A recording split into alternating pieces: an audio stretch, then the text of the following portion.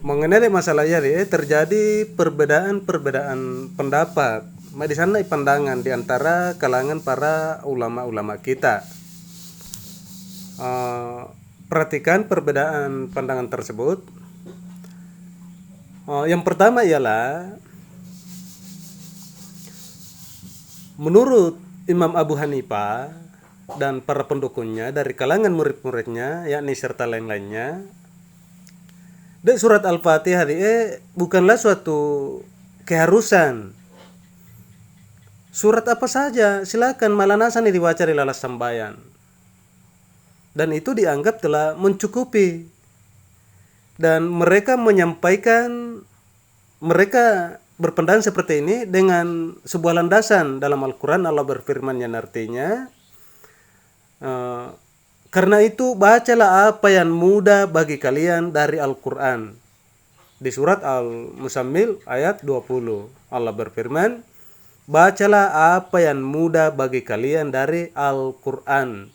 Jadi ada ayat yang pakai di untuk apa sana untuk menguatkan pandangannya, dan hal ini disebutkan pula di dalam kitab Sahih melalui hadis Abu Hurairah tentang kisana atau mapokok asalangan lalas sambayanna. Maka Rasulullah sallallahu alaihi wasallam bersabda yang artinya, apabila kamu bangkit mengerjakan salatmu, maka bertakbirlah. Kemudian bacalah apa yang mudah bagimu dari Al-Qur'an. Ya. Menurut mereka, Rasulullah sallallahu alaihi wasallam memerintahkan kepada lelaki tersebut agar membaca apa yang mudah dari Al-Qur'an. Beliau tidak menentukan agar membaca Al-Fatihah serta tidak pula yang lainnya. Hal inilah yang mereka jadikan dalil untuk memperkuat pendapat mereka tersebut. Kemudian pendapat yang kedua, ia mengatakan bahwa diharuskan membaca surat Al-Fatihah dalam salat. Dengan kata lain, indani asa sambayanna mua indani membaca Al-Fatihah. Kemudian pendapat ini dikatakan pula oleh imam yang lainnya, yaitu misalnya Imam Malik, Imam Syafi'i, dan Imam Ahmad Ibnu Hambal, dan serta murid-murid yang lain, dan juga para jumhur ulama. Mereka mengatakan demikian dengan landasan hadis yang telah disebutkan sebelumnya, yaitu barang siapa yang mengerjakan sholat tanpa membaca Ummul Quran di dalamnya, maka sholatnya khidaj, ya. Dan yang dimaksud khidaj dia ialah kurang. Di dalam hadis ditafsirkan dengan makna ghairu tamam, yakni tidak sempurna. Jadi mereka berdalilkan dengan ini, ya. Perhatikan. Kemudian dikuatkan lagi dengan hadis yang lain. Hadis yang sahih melalui hadis Az-Zuhri dari Mahmud ibnu Rabi, dari Ubadah ibnu Samit, yang menceritakan bahwa Rasulullah sallallahu alaihi wasallam pernah bersabda yang artinya, tiada salat bagi orang yang tidak membaca Fatihatul Kitab.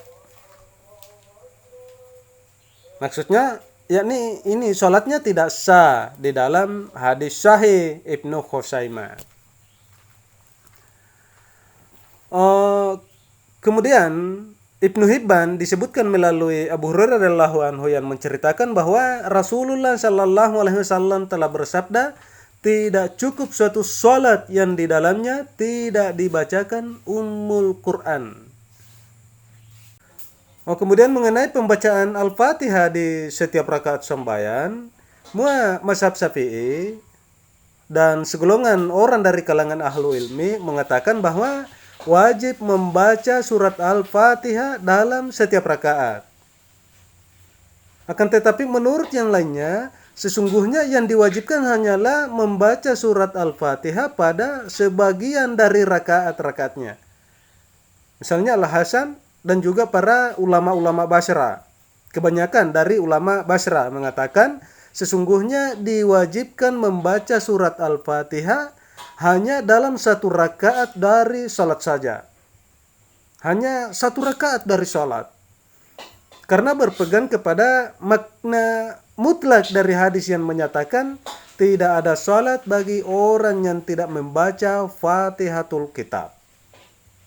Jadi mau pisan dia dalam sembahyang itu sudah cukup. Pandangan yang lain ya.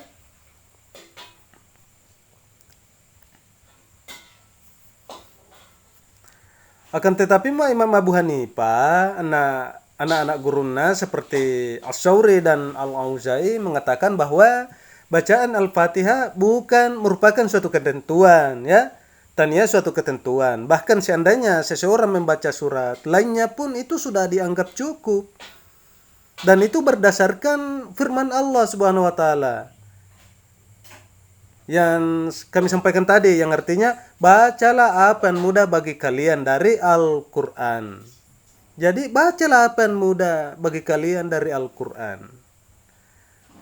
Ibnu Majah meriwayatkan melalui hadis Abu Sufyan Asy-Syaidi dari Abu Hurairah radhiyallahu anhu dari Abu Sa'id secara marfu, yang artinya tidak ada salat bagi orang yang tidak membaca Al-Fatihah dan surat lainnya dalam setiap rakaatnya, baik dalam salat fardu ataupun salat lainnya. Akan tetapi kesahihannya masih perlu kita pertimbangkan ya.